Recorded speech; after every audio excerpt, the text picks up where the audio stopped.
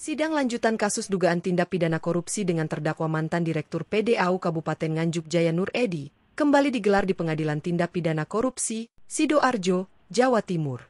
Sidang kali ini beragendakan pembacaan vonis oleh Ketua Majelis Hakim, Niputu Sri Indayani, didampingi oleh Hakim Anggota Atho Ilah dan Ibnu Abbas. Hadir juga Jaksa Penuntut Umum, Halum Irmanda, serta penasihat hukum terdakwa, Pratama Yuda Sakti. Dalam pembacaan vonisnya, Ketua Majelis Hakim, Niputu Sri Indayani, memutuskan bahwa Jaya Nur Edi bersalah melanggar pasal 3 Undang-Undang Tindak Pidana Korupsi. Terdakwa divonis 2 tahun penjara, didenda Rp150 juta, dan diwajibkan membayar uang pengganti sebesar Rp85 juta. Menanggapi putusan tersebut, terdakwa Jaya Nur Edi, melalui kuasa hukumnya, Wahyu Priyojatmiko, menjelaskan bahwa Jaya Nur Edi didakwa melanggar pasal 2 dan pasal 3 Undang-Undang Tindak Pidana Korupsi. Namun, hanya pasal 3 yang terbukti.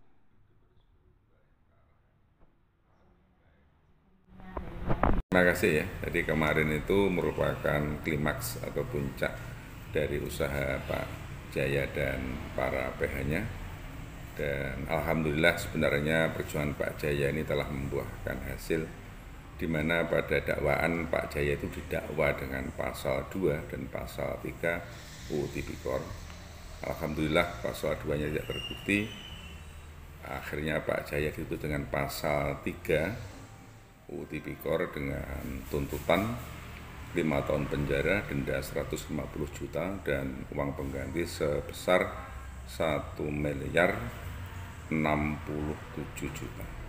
Jadi berdasarkan pasal 18 ayat 1 huruf B UU Tipikor itu, bahwa uang pengganti itu adalah uang yang dinikmati atau dikorupsi oleh terdakwa.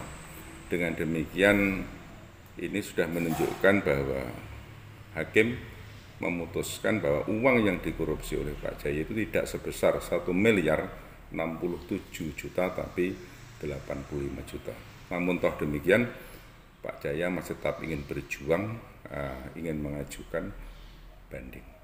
Saat ini Pak Jaya divonis 2 tahun penjara. Bagaimana pendapatnya Pak? Ya, itu haknya hakim untuk memutus ya.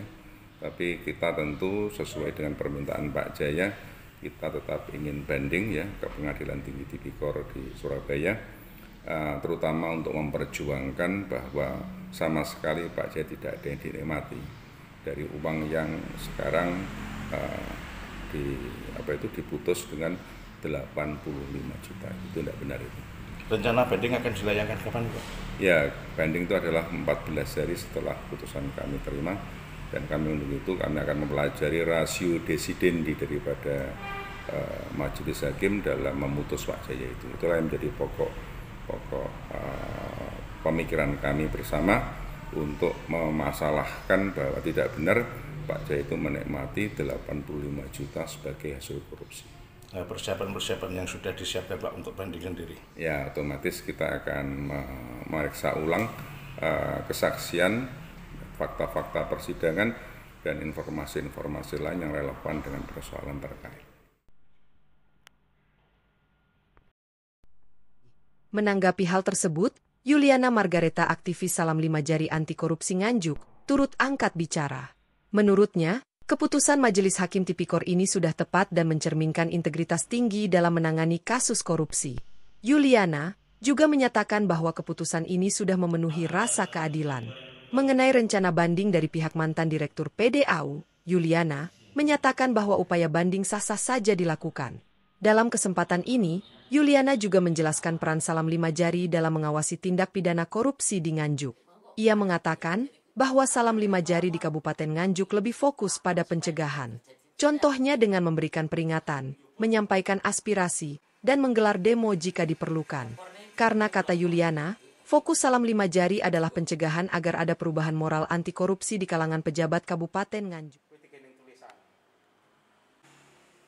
Saya rasa Majelis Hakim di Tipikor ini memang punya integritas yang sangat tinggi. Jadi putusan ini dengan pertimbangannya sangat tepat sekali, dan itu integritas mereka itu memang luar biasa terkait korupsi. Jadinya itu sudah pertimbangan baik dengan putusannya itu sudah benar sekali. Saya rasa sudah memenuhi apapun itu sebenarnya kan terkait masalah jumlah kerugian. Yang penting ada kerugian negara.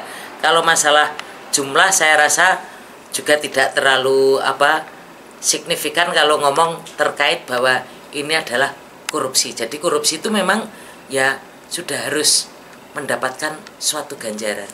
Di Rut PDAU kan mengajukan banding Pak. Bagaimana tanggapannya Pak? Ya itu kan namanya upaya. Jadi itu adalah hak seseorang untuk melakukan upaya banding terkait dengan perkaranya. Jadi terkait upaya banding ya sah-sah saja, sehingga saya tidak akan berkomentar banyak, namanya orang berupaya. Jadi ya sah-sah aja. Tapi kalau saya pribadi ini terkait salam 5 jari, upaya banding itu juga bisa berisiko karena mungkin juga memang akan meringankan, tapi juga bisa memberatkan. Kan ya terserah, namanya upaya hukum ya kita hormatilah. Ya sebenarnya hampir sama, bukan ke depan saja. Jadi sudah kita lakukan sejak awal. Sejak awal itu sebenarnya itu tidak serta-merta. Karena kalau ngomong terkait korup, itu saya rasa hampir semuanya itu tetap ada korup. Kita tahu sampai dibilang bahwa itu hampir menjadi seperti satu budaya ya. Sampai dibilang budayanya korup, ini kan memalukan. Tetapi di sini salam 5 jari di Nganjuk utamanya itu memberi satu peringatan. Baik pertama aspirasi, kedua demo seperti itu. Bahkan untuk PDAU sendiri sudah diperingatkan. Dalam artian di sini memperingatkan itu adalah supaya jangan terjadi itu naik sampai ke ranah hukum.